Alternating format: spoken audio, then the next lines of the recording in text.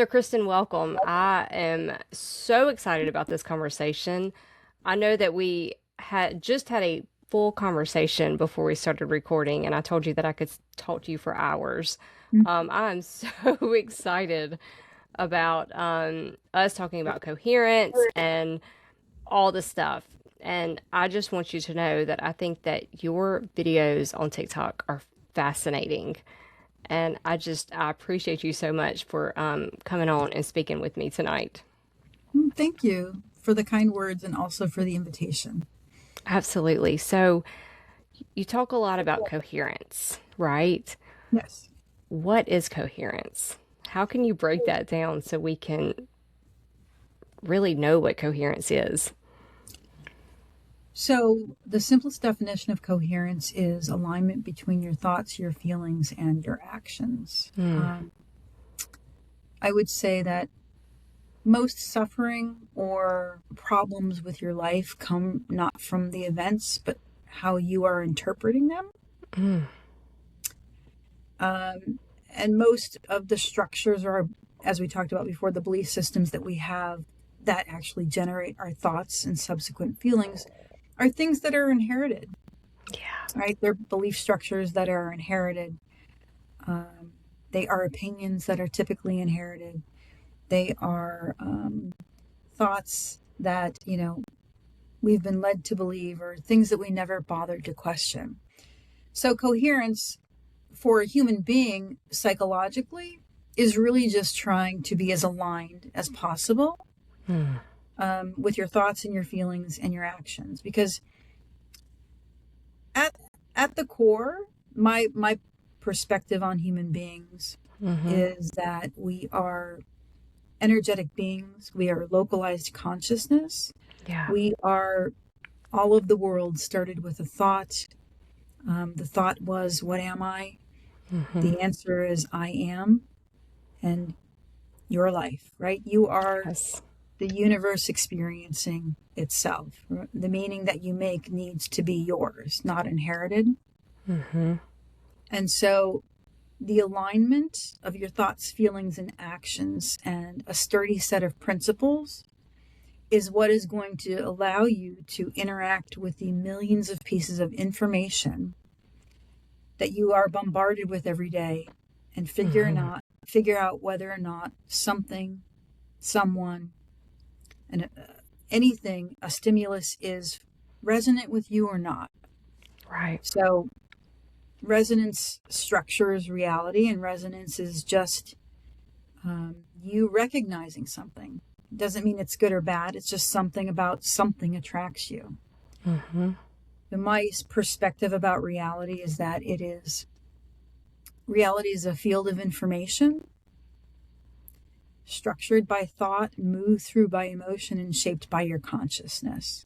And that's why it's so important for us to be able to observe our thoughts, our feelings, so that we act in a way that we know is structurally aligned with us. Wow. So you're saying that our thoughts and opinions, they're not necessarily ours. We just inherited them, right? They Many of can them. be. They can Yeah. be. Mm-hmm. We are all given. Look, here's the thing. I don't think that being handed a template when you are born or when you are young during your formative years Mm-hmm. is bad, right? Yeah. Here is this. This is a starting point. The problem Yeah. is that none of us question it enough to really build something that truly reflects who we are, how consciousness moves through us. Yeah. But, in essence, reality is a mirror. So if you are not happy with something in your life, then you need to think about how it's being reflected in you. Mm. I talk to a lot of women who have problems in relationships, and what I'll describe probably feels very typical male behavior, but a Mm-hmm. lot of it is like, I feel abandoned, right? Yeah. He's not texting me. I've been left several times. My answer to them, and it's not always well received, is then if reality is a mirror, we need to look at how we are abandoning ourselves. Mm. And although that might seem like a harsh thing to say, often it leads to very constructive conversations about how women are abandoning their standards. Yeah. So I'm putting that in a very practical container because it feels like a big statement that reality is Mm-hmm. simply a mirror of you. But it's a true statement, right? It's a big capital T truth statement. Yes. Reality will mirror what you are broadcasting. Absolutely. So if you are simply broadcasting a lot of inherited beliefs and opinions and messages without examining them, you're going to find a lot of things appearing in your life that you don't like, that you don't Yeah. prefer. Yes. That is oh so true. Yeah. So, do you think that coherence requires emotional maturity? I think at the most basic level, coherence requires your ability to notice yourself. Hmm. And that's much more difficult than I ever knew until I started Yeah. teaching this more broadly. Mm-hmm. So have you heard of the double slit experiment? Mm-hmm. But I would Okay, love for you to so explain it. Yeah. light waves are through a laser are pushed through a hole and they are scattered in a predictable yet random pattern. Mm-hmm. Um, and then when they are pushed through another hole in which the pattern is supposed to be predicted, it depends on, I think it depends on what we think. It depends on the observer, right? Yes. Yes. This It is our. depends on Mm-hmm. whether or not somebody is present to observe the pattern. Exactly. Yeah. It's the same philosophy with your own life. Mm-hmm. If you are not observing what is circulating in your thoughts and your feelings, you will constantly think that you have bad luck or it's fate. You won't be able to observe the Yes. pattern. And Yes. so the key to coherence is not necessarily emotional maturity, Mm-hmm. although there is a certain amount of maturity in being willing to observe yourself. Right. It is your willingness to notice your own thoughts and your own feelings around behaviors that you don't prefer, right? I've Mm-hmm. worked with women who around relationships. I've worked with women in terms of um, money, Mm-hmm. and what we focus on is the thought structures around the behaviors, patterns, the loops that they find themselves stuck in. And I think it's more courageous to be able to do that than Mm-hmm. maturity, right? It takes a really courageous person to be the observer of their own life. But I also think that there is a deeply spiritual component to being able to observe your life. From my perspective, being able to do that pretty well Mm-hmm. is actually connecting with your higher self, right? Mm. So you've got, the person who is living the life and who cares about their job and has a title, cares about their home life, has titles there, mother, friend, whatever it is. Yeah. And then there's a person who can observe that storyline, right? A person who can occupy a space of neutrality Mm. and who can see how the thoughts, the chronic thoughts, the pattern thoughts are actually shaping your life. Yes. Your ability to toggle between the person in the story who is deeply connected to the story and then the observer who can observe the story and who can say, wait a second, like we're becoming deeply unhappy because we're way too tied to this. Yes. And that's metacognition, right? Mm-hmm. A person's ability to occupy a space of being the observer, to have metacognition, correlates with their ability to lead a happy life and is also correlated with intelligence. The more likely you are, more likely to be, I guess, seen as intelligent, the more you can step out of the story and observe the story and adjust accordingly. Um, I have gotten criticism about this because this technique that I've developed to kind of observe your thoughts and behaviors Hmm. And because coherence happens moment by moment, right? Right. You can choose coherence a million times a day. Well, not a million, but a lot.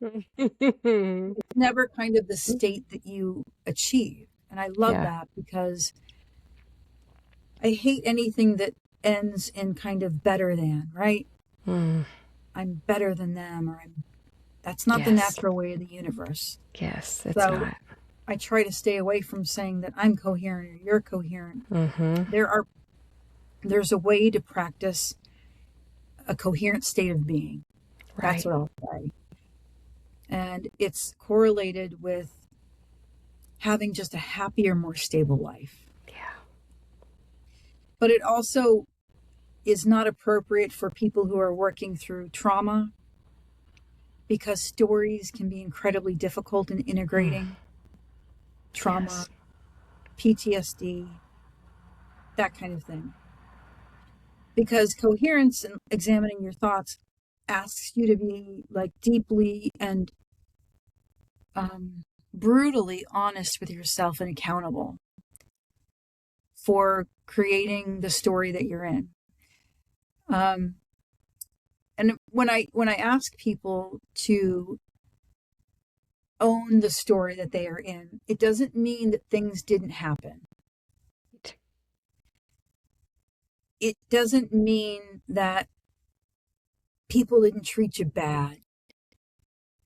It doesn't mean that the world is fair. It doesn't deny systems of oppression. Hmm.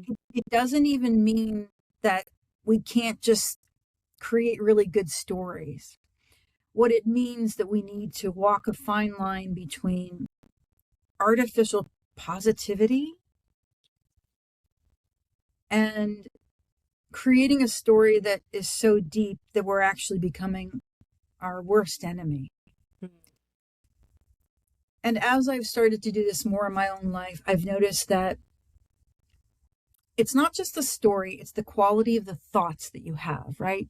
Hmm. So for example, I've always felt like I wake up in a bad mood. So the last year I've been trying to use metacognition to examine that. Hmm. I haven't really been able to change it, right? But Yeah. what I've noticed is that it's softened in the morning. Hmm. And I want to stress this for you and for anybody that is listening. Coherence doesn't require you to do one more thing, right? It just Hmm. requires you to notice and acknowledge. It doesn't require you to even change the story, but even the noticing and the acknowledging can make a discernible shift Yeah. in the quality of your thoughts, the quality of your mood, the quality of your life. I've been working on waking up in a better mood for a long time, at least a year. Hmm. And I don't have the most perfect mood, but I have a much lighter mood, much Yes. softer mood in the morning. Mm. Um, yeah, so as a person who's been doing it for very long, I think one of the traps that humans have is that we want things to happen immediately. And we want it to like fix my life overnight. Yes. And that's just part of being human, right? Yeah. Hmm. So much suffering is wrapped up in like it's not happening fast enough.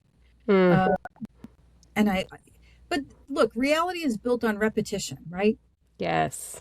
If you notice a thought loop that's keeping you stuck, I worked with a woman a few months ago who had a hard time saving money. And Hmm. every few months she would get some extra money. And we walked through her kind of thought pattern. And she would say, okay, well, I get the extra money. I get excited. I think I deserve a treat. Hmm. And then I go out and get like a new tattoo.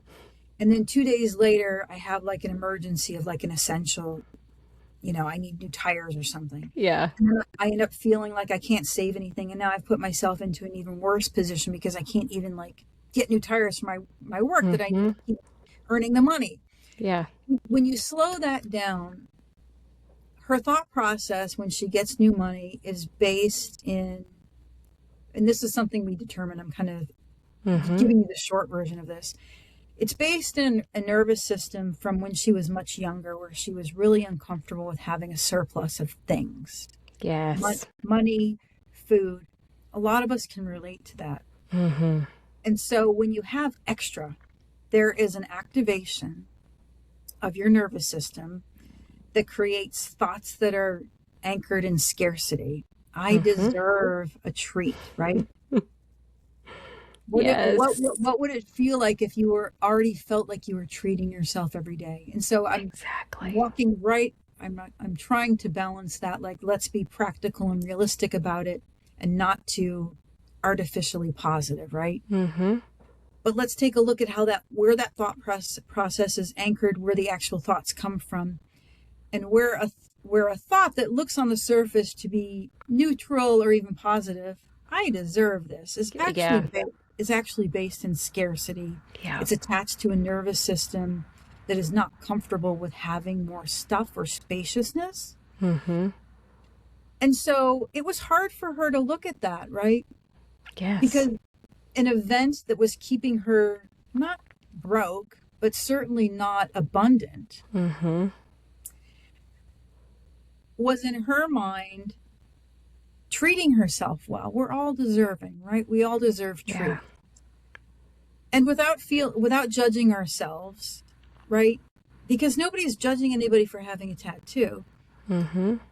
But the person, are you consciously creating a life of a person that just gets a tattoo whenever they want or gets whatever they want? Or are you trying to occupy the frequency of a person who is comfortable saving and comfortable with that money sitting there, Yeah. right? And it was difficult for her to go through those 10 minutes that we went through that, right? Mm-hmm. But she saw it. And then as we worked together in the weeks after that, she found that she didn't stop the thought from happening. Mm-hmm. But what she did notice was that she was able to notice it immediately. Mm. Huge. Yes, Huge. she gave Yeah. herself space to think about everything we had talked about. Yeah. And she made some different decisions, and now she's saving a considerable amount every month that she wouldn't have. So, without sounding like this is life changing, Mm-hmm. I think it is life changing, It right? is life-changing. Yes. The noticing, not dwelling in the guilt, not dwelling in the I need to fix myself, just the Mm. gentle acknowledgement of something is activating that might not be in line with who I think I am and who I'm trying to be Yes. is incredibly important because it can not only prevent you from making decisions that Mm-hmm. that I don't want to say waste, but maybe you spend your money on things that you regret later. Yes. It just softens it, right? It just softens it. You can still make the decision, Mm-hmm. but it gives you some space to take in new information, space to make a different decision, Yes. right? So I think that's the value of me teaching coherence. It's not telling you what to do. It's just helping you understand how your consciousness is moving through you every day Yeah. so that you can get really good at noticing it. That is Because most incredible. people, when they get good at noticing that one thing, she also noticed that that same pattern was occurring in her relationship life. Mm-hmm. The minute there was silence or space, she got very anxious. Mm. She started over functioning. So people will see that these same patterns apply Yeah. across multiple areas of your life. And usually if you're having problems in one area, you're having problems in another area. Yes. So I'm currently working to develop a coaching platform that'll launch in April that is all about coherence, being getting really good and skilled at noticing your thoughts and your feelings. Because, and the other thing I want to stress is that nobody's got one thought ever moving through their head, right? Yeah. Nobody's ever got one feeling. You have a breakup. You're not like, oh, I hate you and I'm fine. You're always, your body has memory, right? It's rich in Yes. memory. It's rich in memory. And it's okay to still have that longing. It's okay Yeah. to still miss someone. It's okay to even say, I still love them. Mm-hmm. But at the end of the day, you're going to have to choose a thought that is aligned with who you're consciously trying to be. Mm. That is important. Yeah. Yes. So I don't feel like I'm teaching anything groundbreaking. I'm teaching you how to notice your own consciousness. I'm going to say that's groundbreaking, in my opinion. That's huge. Well, that's nice of you. But yeah, I definitely think that people are born, if we're born with anything that is consistent, it's got to be how our consciousness moves. And we've got to stop feeling guilty for how we naturally are. So, for example, my consciousness prefers to process information through a thinking structure. Mhm. Usually people are either thinking or feeling. Right? It doesn't mean I don't feel. Hmm. It just means that given its preference, my consciousness will think about, does this make sense? Yeah. Is this logical? What's the structure behind this? Hmm. There are a lot of people for whom their consciousness naturally is inclined to think about, how is this meaningful for people? How is this affecting people? How is this information best used to create harmonious relationships? I'm not trying to oversimplify how consciousness moves, Yeah. Yeah. but if we could all do one thing, it's just because we're all thinking and feeling beings. But if you could Hmm. say, yeah, I feel like I'm a thinker naturally or I'm a feeler naturally, Right. and don't try to be anything else, because our gender stereotypes will have you thinking that you're naturally good at one or naturally good at the other. I've had problems my whole adult life trying to be more feeling and Yeah. trying to make that my first inclination. Hmm. It never will be, right? Right. Because that's not you. That's not how your consciousness works. No. And Yeah. within your natural consciousness, you will also find your shadow, Mm. because when your natural consciousness is suppressed or gets Yeah. stressed out, your shadow comes out. So I'm thinker, right? I think incredibly quick. I'm not saying that's a good thing. I'm not touting Hmm. myself. It can be incredibly troublesome. I think too thick. I think too quickly sometimes. Hmm. When people aren't keeping up with my thinking, I get annoyed and I get Mm. stressed out and I get really dismissive and judgmental. Yeah. That's my shadow. Yeah. You can only embrace your shadow when you know it's the other side of your strength. Yeah. Oh, wow. Yes. That's profound.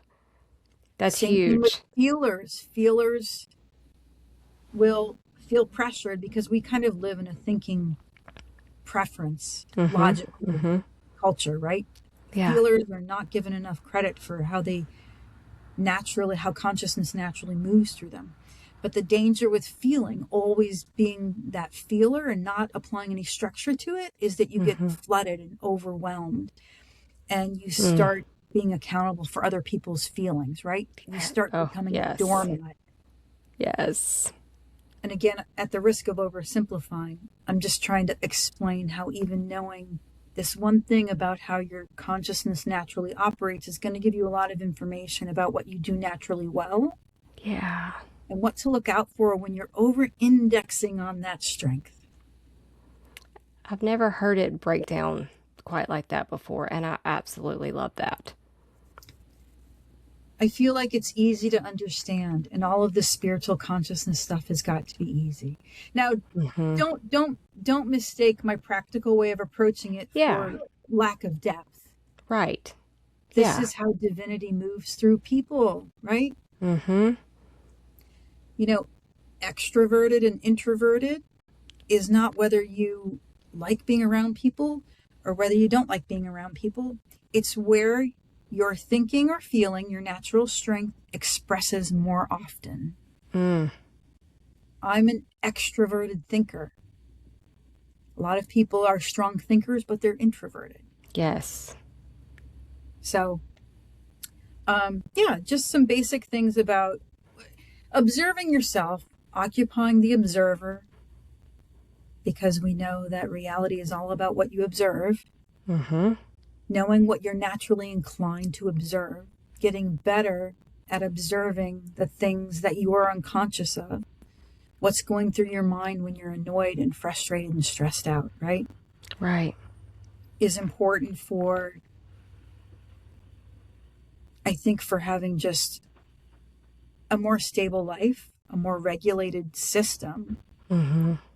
and for feeling like you're really the creator and author Yeah. of the life you're living. And it's also just generally going to give you more information about your natural frequencies. It's going to help you lean more into them. So you have to have a sense of self-awareness to be able to observe your thoughts, though, right? Yes. I find that many people aren't as self-aware as they think they are. I and I have definitely been guilty of that for sure. Yeah.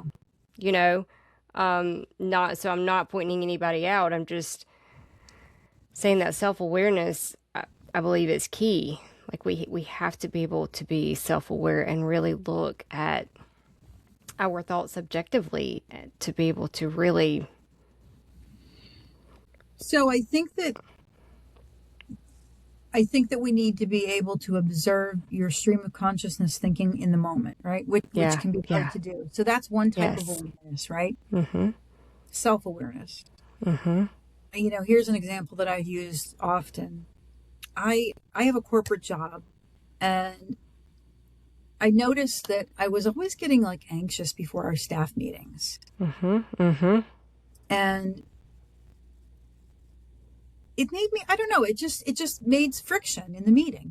yeah, And about 8 months ago, I stopped long enough to think about the 15 minutes before that meeting, like what was going mm-hmm, through my mind. And what was going through my mind? What was going through my mind was my boss doesn't really value my work. mm, My colleagues always never ask me questions about the work that I'm doing. My point is that there were a lot of thoughts I was having about the people I was about to meet with, and it was causing yes, me anxiety.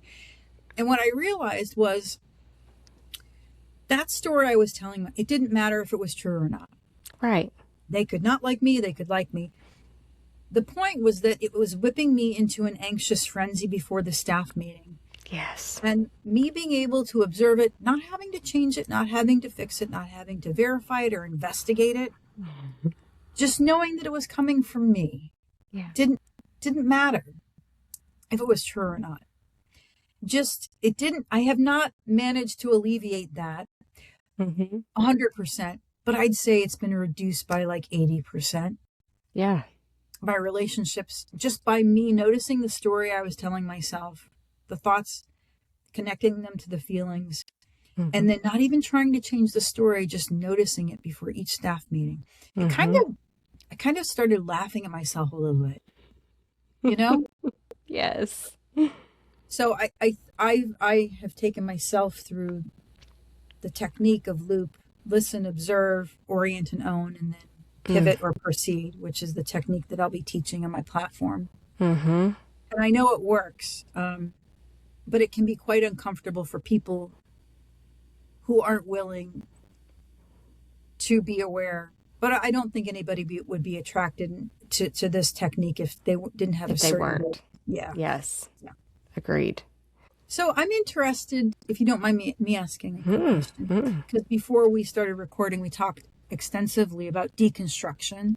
yeah. As you're hearing me talk about coherence, how do you think that it dovetails or doesn't, or could assist somebody who is in the middle of deconstructing Mm. a lot of the systems that we all are, that are intimately intertwined: Yes. patriarchy and religion, that kind of thing? I Yes. know that it might be very challenging and probably scary for a person who has always outsourced their principles, right? Always Mm-hmm. gotten them from someplace else. It must be very, not you personally, but for No, anyone, yeah. it You must could be loop me in intimidating that. to say, Mm-hmm. like, oh my gosh, like, what do I do now, right? To have to create your own and to have to think about what it is you truly want in your life and what you'd like to see in the world. Yeah. So I'll start with this. And I shared this, like, I believe that these systems, they keep us in a constant loop of fear, shame, and guilt, some of the lowest emotions that we can feel, right? So, as a woman, um, I believe that self worth, and I can say for me, at one point was lacking, and it's to a certain point, it's a product of those systems. Yeah. And so the stories that we tell ourselves, and that we're not good enough, that we are here to regulate everyone else's emotions. And if I'm not doing everything for everyone in my life, Mhm. then the whole world is going to fall apart, right? I remember, and when I learned how to observe my thoughts, because I like that was my thought process, and like I said, very, very low self-worth. So then self-esteem goes into that. Like all of it is looped together, but it all ties back to, again, the systems that we are a part of, not necessarily blaming it all on the system, because we do have control once we learn what we do with it. But I remember observing the thoughts of no self worth, and having, okay, let me back up. Probably my self worth was tied to being that person for everyone and regulating the emotions and making sure that everyone's world was good. And so being able to see that and observe that and look at those thoughts as they came up, because a lot of anxiety was tied into that. Kind of, I actually can relate with the whole staff meeting and stuff that you just shared. I still have some of that, right? And but as I started observing things around me, but also my thoughts, I was able to step back and go, if I don't do this, their world is not going to fall apart, and neither is mine. So the guilt that I'm feeling, it's not necessarily warranted. I have attached that feeling with this action or lack of action. So I think, to answer your question, the guilt that's tied into all of the roles that we play in others' lives, and if we start stepping back and giving ourselves permission to let somebody take control over their own life, you know, and and as a woman taking care of myself, letting myself know that it's okay to rest. I think that that's probably another big thing that women face, especially like in these systems. The guilt that we feel if we sit down Yep. or just have a day that we have nothing to do. I still fight that one. And I can be just mentally exhausted, physically exhausted, and feel like I need to get up and do something. I need to be productive. I need to, and then I can observe that, and then I Yep. can actually talk to myself about that.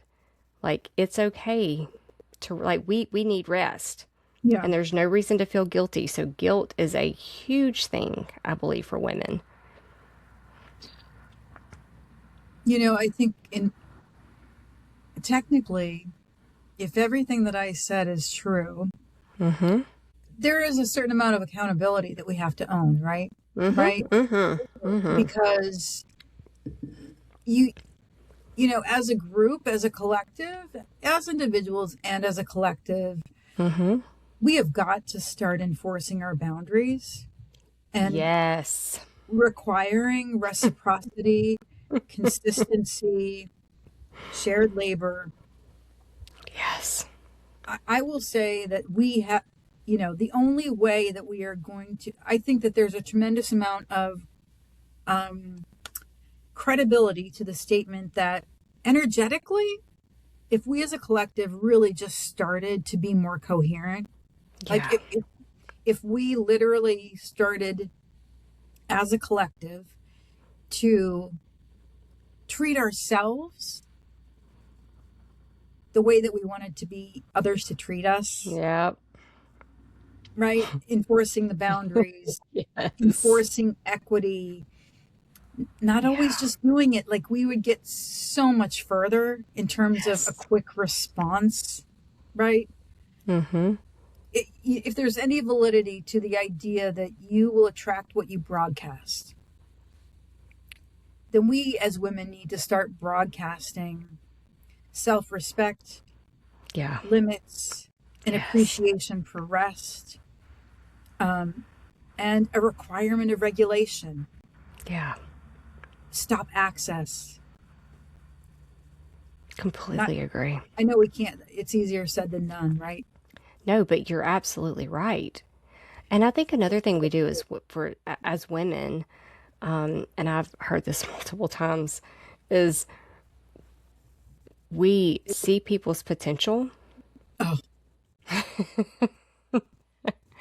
Isn't this a big win? And so, and we just let things go, or we can empathize or understand. And I think that many women choose partners, and it can be even be friends. Like it doesn't necessarily have to be a romantic relationship. yeah. But since we see someone's potential, we let things go, and we don't have the boundaries, and we don't deny access when because we're not required for people to have access to us at all times if No, it's not deserving. yeah. And I've stopped, I have to tell you, in the last few years, I, the closest friendships and the closest business relationships I have are all with women. I can't think of one. Yeah. And in part, that's because I've made a note to myself that it's very, I have a tendency, as all women do, to want to give everyone the benefit of the doubt. Yeah. And we see potential. We don't want to assume the worst. Yeah. But I just find that I get much better results when I work with other women. I agree I don't completely. I Mm-hmm. don't feel like I'm going to get taken advantage of. It doesn't feel Yeah. weird. I'm not second guessing their intentions. Yes. I don't have to follow up and remind them. I don't have to monitor their behavior. I mean, I know Yeah. that sounds awful, but No. Yeah. Mm-hmm. right now, what works for me, because I'm enforcing my standards, and the only group of people who are meeting them right now are women, Yeah. other women. Yes. And here's the thing, maybe that's just because I started enforcing my standards, right? Maybe. I don't think it's Um, because I don't think it's because you can't deliberately say I'm not going to work with any men ever again. right. You just can't do that. First of all, I would never say that out loud, and certainly Mm-hmm. not as a business practice because it's probably illegal. But I think just by virtue of having the standards that I have and just really holding true to them, Yeah. people who don't meet them fall away. I agree. That is a huge point. And that is one thing that I have noticed as I've been on this whirlwind of a life the last few years. Um, I agree that like attracts like. And as I change and my standards change and my boundaries and all the stuff, that certain people have just complete like fallen out of my life Yeah, and no bad way. It just happens. And then other people are like show up in my life that meet those standards. And um it's super super interesting how that happens. And it's a mirror. Then you yeah. can go back and look at the patterns. You're like, oh, I had a lot of control there that I didn't realize I had at the time. Well, and it works, right? So now I Yeah. look compared to 2 years ago, and I look at my business partners. Mm-hmm. And if they're a mirror, I'm like, damn straight. Yeah, Yes, that's my reflection. exactly. I'm Yes. proud I know. of those relationships, right? Versus, I Yes. was married twice in the past and, Mm-hmm. you know, just totally focused on trying to change the external and their behavior Yes. and just letting my standards slide and just drinking too much, like it, and just I've no, never been there at all. I but it, know. yeah, it's the thing is that I was negotiating with having no one, right? When Yes. you see it as like having someone or not having someone, you're going to bend and bend and bend just to have someone. You got to stop Exactly. negotiating with loneliness or being alone. I Mm-hmm. think women have got to stop negotiating with loneliness. I agree. And that's one thing Um, that I am trying, well, I am instilling in my children.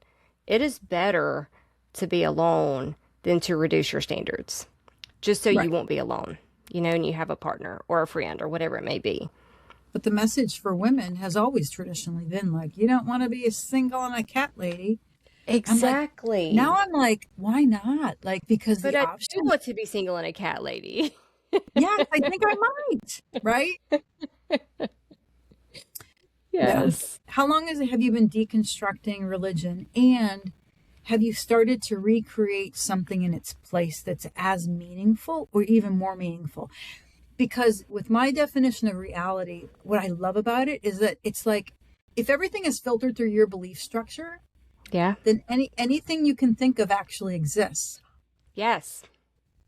I know. And I think that's closer to capital T truth than not. I do too. One thing that I have learned, or I say learned, I've just, yeah, I fully believe, is I believe possibilities are endless. Like there's infinite possibilities, and we literally can do anything we want to do. Like, I mean, anything, whatever your life, whatever you want your life to look like, it's there, right? It's a field of information and potential. And what you're Yes. doing when you have very rigid mindset, not Yes. that you shouldn't have goals, is you are really limiting the potential for how something can come into your life. Exactly. I know. That is one thing that I have I full-heartedly believe. And like you say, I think it's T with like a like true or what'd you say? Capital Capital T capital T what? truth. Yeah. Yes, capital T truth. Completely. I have not replaced religion necessarily with another form of a practice or religion or anything like that. I we talked earlier and I am agnostic. I do fully believe in consciousness and I believe that we're energetic beings and I mean we're spirits or an energetic being having, human experience. I think these are meat suits. I Yeah. feel like we are all connected and I think that a lot of that's through energy because we are energy and I do energy healing.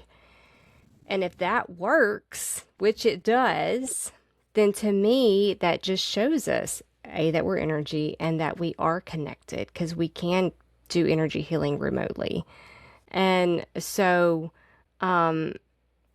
just a lot of what you talk about and what your videos are about, and like, that's what I believe, and that's what I truly feel is truth. Yeah. I mean, if you think about as above, so below, right? Yeah. And the fact that we can only see like what, 4% of what's Yeah. actually there. How fascinating is that? I don't know if people really know, like, we only see 4% of what's around us. Why didn't we, like, why hasn't anybody told us about that? I know. And that, in that, when you can feel somebody you love come into a room without ever turning around, like that Yes. is consciousness. Yes. That is your fields these are your fields interacting. That's right. And your belief system is going to dictate your experiences, right? So Ah, yes. when you we started off by talking about near death experiences. Mm-hmm. And if you carry kind of that notion that your belief system will dictate your death experience, it's understandable that so many people in America have one that talks about angels and all of that, Yeah. Yes. right? It's because Mm-hmm. you're all foundationally believe the same thing. I will never see angels and devils, right? Right. Yeah. Mm-hmm. And that's why orbs, I relate more to those. I started You seeing know? orbs a few months ago too, which again is fascinating because I thought it was car lights like outside of the window and it was not. So it was in the bedroom. Mm-hmm. So Yeah. what do you think of spirits like spirits? Like So yeah, so I think that yeah, I've had a handful of paranormal experiences in my life. I mm-hmm. just always expected that everyone does. So Yeah. technically, I have seen a ghost. Mm-hmm. So I think that, frequencies, which Yes. is energy, Yes. can leave imprints, can materialize energetically. We can Yeah. tap into them. And that's what's happening with mediumship, that you are tapping into a specific frequency Right. of a person. I think that they can be visible to us with apparitions. Yeah. Um, yeah, so I mean, I believe that you're able to tap into a certain set of a certain bandwidth of frequency. Everybody has, and you can expand that. Some people are naturally born with an aptitude that's more, Yeah. but it's all about the breadth of frequencies that we can detect. And Mm, the energy is still there, right? It's absolutely.